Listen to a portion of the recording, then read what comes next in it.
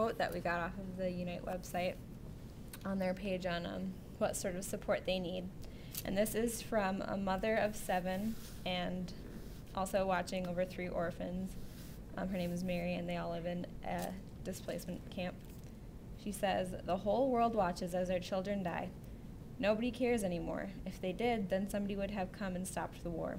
Then we could go home and live and work to feed our children and earn money to send them to school. We cannot afford to buy medicine for our dying children. In the name of God, please someone help us before we all die." So I think that's a pretty urgent message for medical care, which is the first thing that they've requested on their website. There's an urgent need to improve the present medical facilities and to provide adequate health services to the people in northern Uganda. A study conducted in 2006 that evaluated the general health, physical health, mental, emotional, and social characteristics for the people in these displacement camps was done, and they found that they had really high rates of post-traumatic stress disorder, depression, sleeping disorders, tuberculosis, and malaria. And as you guys saw in the video, whenever there's a disease in there, it can't really be contained. Everyone's very close together. So any monetary donations would be spent on preventative treatment for things such as malaria and TB tests, and also their facilities are not properly equipped to perform things such as surgeries, very major surgeries, and in cases where they have to perform emergency surgery, they don't have the blood supplies needed. So any of you who participated in the blood drive this last week have already really helped for that crisis. So in my box of things that you could probably send, I have like a big just box of medical stuff. Like obviously I can't send them surgical equipment or like morphine, because that's mine. And but I just have stuff that, like, we all have extra stuff on hand. If you really want to, if you don't want to make a monetary donation, you could just raid your medicine closet, wherever yours is, and help them out. So I just have a lot of that sort of stuff. Thanks. Another thing that they requested is there are assistance in educational programs, and also in the video when he said they really focus on that.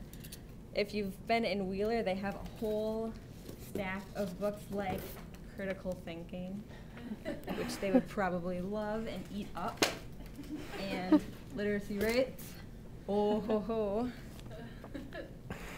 Phonics, and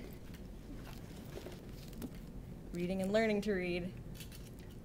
Pretty straightforward stuff. So we are completely equipped to help these people. We have stacks of books. I'm pretty sure nobody here needs this book. I hope to God nobody here needs this book. So we'll send that. And also, looking just at the 3-room things they might like. Clay Aiken, learn to sing. They love it. And like just stuff we don't need anymore. I mean, I don't use this. I will never need this. They can have it. I don't want to see it again. I'll send it to Africa. But also there are some things that we can't send in a box.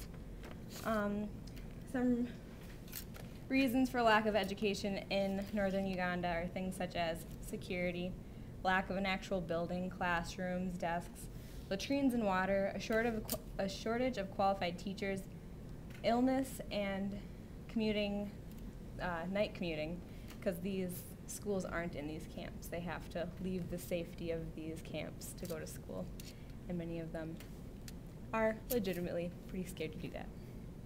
But once again, if you just donate money, there are organizations that can put that money to use and create those things for those people.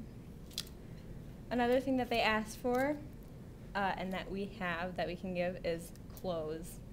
When they were evicted, lots of people weren't able to bring their belongings, and while they've been there for the past 10 years. They were moved there in 1996. So over 10 years, there have been frequent fires, and many people have lost the belongings that they were able to bring with them. So, I mean, we have ugly hand-me-downs that we don't really care about anymore. We have a free room full of clothes.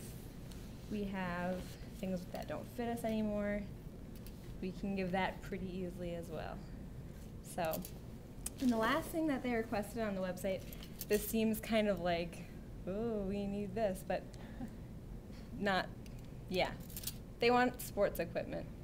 And that doesn't seem as, like, medicine. Yeah, I'm sure they'd want us to send that before we send, like, a football. But they made a really good point. Although the other things like clothes and medicine and educational items might seem more obvious, sports equipment is a major tool for the mental well-being of the young people living in these displacement camps. It's a release of, I'm sure, a lot of anger and frustration that they have. It's recreation, it's community building, it's constructive activity, it's, most of all, it's a distraction. So we don't want them to just be alive where they are. We want them to be happy, and we want them to be okay, because all they've really known thus far is fear. So that's what they asked for.